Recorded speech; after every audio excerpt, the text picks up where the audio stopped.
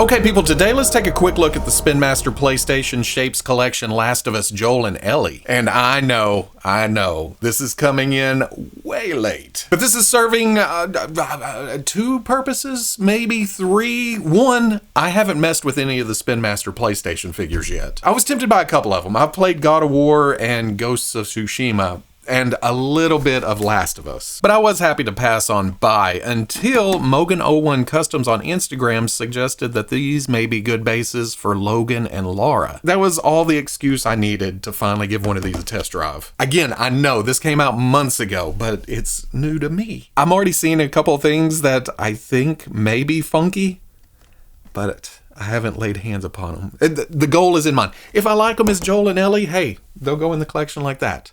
If they need some customizing, some fixing, some tweaking, some swapping, I'm good with that too. Looking at the package, oh, there's a lot of PlayStation. Right. There's a graphic from the game. There's a window showing the figures and all the accessories. 2-pack 6-inch figures. On the side, there's Ellie, The Last of Us, the Shapes collection. On the back, there's the graphic again, bunch of legalese across the bottom. On the other side, I love this when it shows the figures in neutral position and all the accessories. It's kind of like a checklist. 30 plus points of articulation. Oh, and they credit the sculptors and painters. That's cool. On the bottom, handle with care. That's their warning, I guess. But let's get these open, see what I end up doing with these. Okay, after messing around with them for a little bit, they are cool. There is some good ideas here, and there is some good execution, but there's also some awkwardness. There's a little bit of that old, why the hell did they do that? And out of the two, I have more gripes about Joel, so I'm gonna start with him. Now, like I said, there is some good here. The sculpt and paint are fantastic. Very lifelike from head to toe. Now, okay,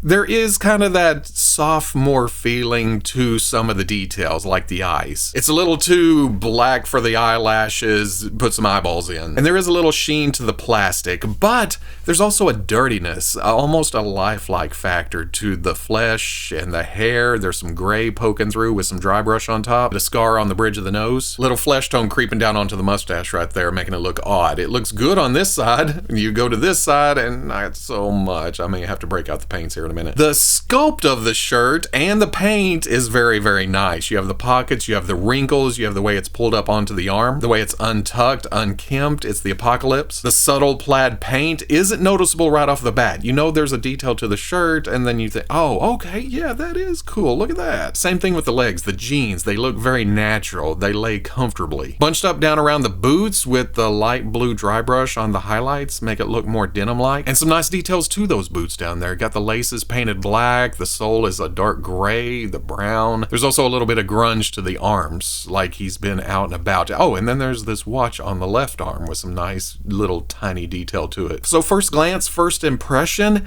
it's a nice figure, but then you start digging a little deeper, going below the surface, beyond the sculpt and the paint, and into articulation. Some of the ideas aren't really offensive. They're good in concept, but mounting the elbow upside down where the center comes up and then there's a peg coming down for a forearm swivel, in my head, I'm like, okay, that should work. But then it only gives you 90 degrees, maybe slightly past. I think that may be because of the wrinkling, but they also could have turned that around, made it deeper, and you would have got more bend out of it. I like how it's kind of hidden within the wrinkles, like the shirt. But when I saw it in the package, I thought there was going to be a swivel here too, or another bend, kind of making it a hidden double. But no, that's it. Then things aren't symmetrical, and they shouldn't be, right? Okay, I get it, right? The wrinkles shouldn't match from side to side, but I feel like articulation cuts should at least be similar. On the right side, the bicep swivel is angled up towards the outside. On the left side, not so much. It's kind of just a straight line across. And I'm holding it like this because the right arm will not go down as much as the left arm does. I'd even be halfway okay with this.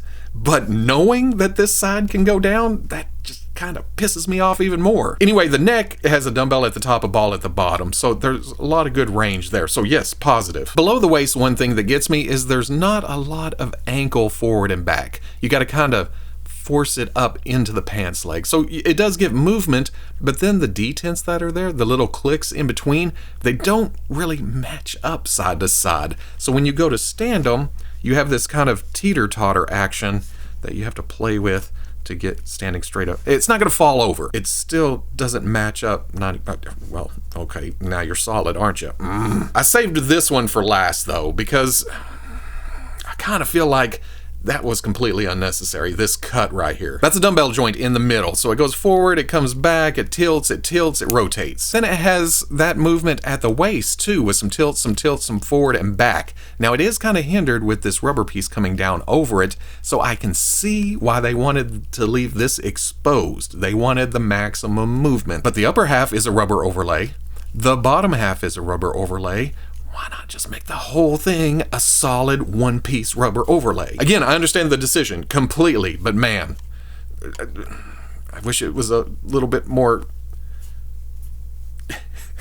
Yeah. Now that we talked about pretty much all the articulation, let's go over articulation. Dumbbell joint, top of the neck, ball joint at the bottom, can look up, can look down. There is great tilt side to side. Butterfly joint hidden under that rubber overlay comes forward and goes back. It has more back than forward, and it has more range on the left side for whatever reason. It goes way back and then a little more forward. Pin coming out to the shoulder, rotates all the way around with a hinge that goes up to there. Bicep swivel. Single hinge at the elbow, comes up slightly past 90, and then there is a swivel below that. Swivel at the wrist with a hinge in and out. Dumbbell goes forward, back, tilt, tilt, then a ball joint and or dumbbell at the waist below there goes forward, back, tilt, tilt. So all together, crunches there, arcs back, tilt, tilt, rotation. Ball coming out to the hip, kicks up to there, shirt gets out of the way, that's nice and soft, goes back, kicks out.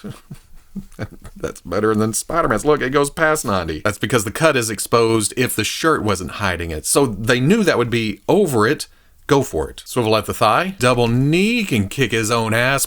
Swivel at the boot with a hinge that goes back to there, forward to about right there, and then forward-facing pin for rocker. For accessories, we're going to start with the backpack because I like the details, especially this duct tape. Wrinkles and the straps and the buckles and even a little bit of brown paint in places. Then around on the front, there is this flashlight. And at first I thought, okay, that comes off, but no. It may be a separate piece. In fact, it's a different material, but it is glued on there.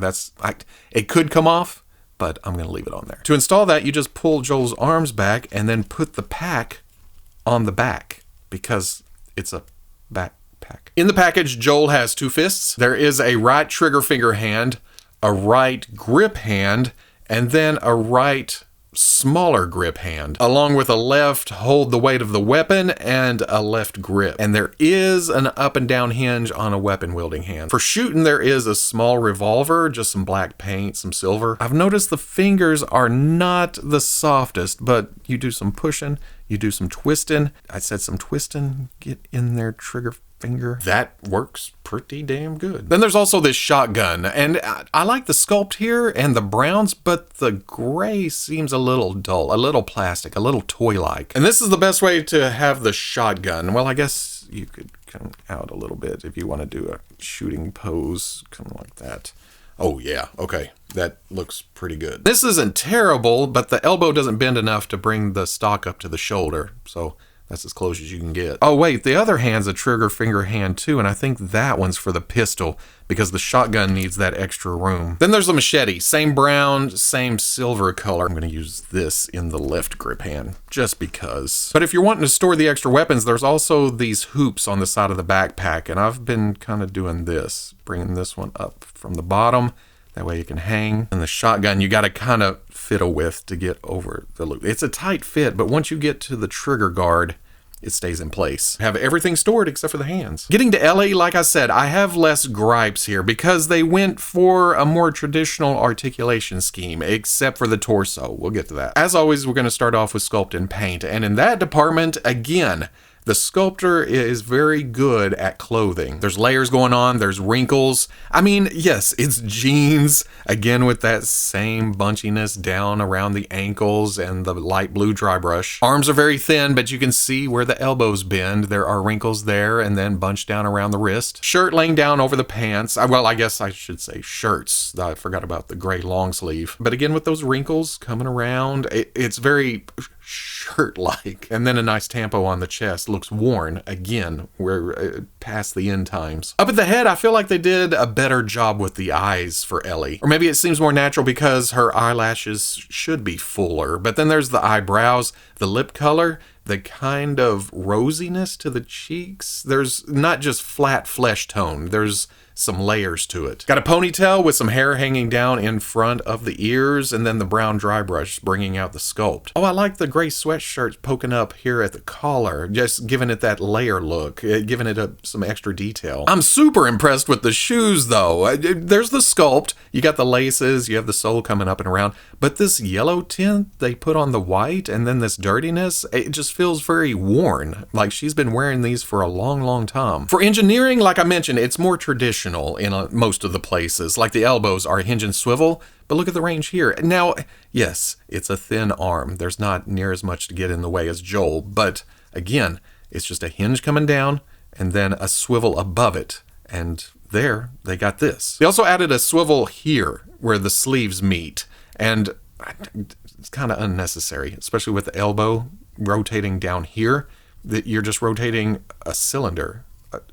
At first, I thought I was going to have trouble with the torso because I was trying to stand her up and push the legs back, and they would only go back this far. And I tried to bring her here and here, and what I ended up having to do is kick her torso back, and that just looked awkward. What I realized is that there's studs on the ball going into the hip, and that works essentially as a detent. And I would push the hips back, or well, the legs back, and I wasn't pushing them far enough to click into position. I also thought the sculpt of the butt was getting in the way because there's not a lot of room right there. But no, if you keep pushing, it'll stay into position back here and you'll get a more natural stance. So now my only problem is how ugly that is. Again, the mid-torso is just cut all to hell. But with that much exposure to this hinge, she crunches that far. So yes, it's action figure-y, but there's also a balance to be struck. I do like the ankles though. They just said to hell with the cuffs at the bottom and made the jeans skinny jeans. So they're tight around the top of the shoe, and they just integrated the hinge into the wrinkles. You pose it and it's gonna break the sculpt a little bit, but you can also get the foot back this far and then kick forward this far. So all in all, it is a good figure and it functions nicely and it stands naturally. Look, both arms can go straight down. That's crazy. All right, let's go over that articulation again. Dumbbell at the top of the neck with a ball going down, looks up, looks down. Very nice tilt. Side, side. Another butterfly joint up in there, but this isn't an overlay. This is hard plastic this time. But you can still come forward. You can still go back. Pin coming out to the shoulder rotates all the way around with a hinge that goes up to there. Swivel at the sleeve. Hinge and swivel at the elbow. Comes up past 90, side to side. Swivel at the wrist with a hinge in and out. And the other hand is trigger finger hand, so it goes up and down. Dumbbell mid-torso has a little forward, has some back, tilt, tilt, rotation, and then a hinge below that goes all the way back. Ball coming out to the hip is slightly pegged down, so when you bring the leg forward, it goes out and twists slightly, but then not a lot of back and all the way out. Swivel at the thigh, double knee, all the way up. Hinge at the ankle goes all the way back, all the way forward, and then a front-facing pin for rocker. Ellie also comes with a backpack with a lot of nice sculpted detail, and hers has extra stuff. There's these wings that are painted gold, and this radiation symbol with some yellow and black, this gold button here, and then this one-eyed monster. That's along with the backpack being two-toned, green and blue, and then again up on, oh, well, there's gray up here too. But then again, a sculpted flashlight glued to the strap. She also has these rubbery loops on the side, but I'm gonna go ahead and point out that this one was broken right out of the package. I don't know if I did that trying to get it out of the tray or if it was already like that, but the first time I tried to put the gun over here, just whoop, it doesn't do anything. Put the backpack on the back because that's where a backpack goes. Like Joel, it just lays very natural on the back. I like those. Out of the package, she's got, well, I guess that is gripping the weight of the weapon hand and then a trigger finger hand. But then she has another trigger finger hand that is a different angle, maybe? There's another trigger finger hand. I think that one's for the pistol. And then these two have to be for the bow, right? Drawing the string, holding the bow. And I just blew that surprise, huh? Here is the bow. Pretty basic as far as bows go, but this is an elastic string, so you can stretch it back. It doesn't look super accurate because the bow does not bend back with it, but at the same time, it's a nice extra feature. And if they went through the trouble of that, they of course gave us an arrow. And not too bad. There is a clip on the bow for the arrow,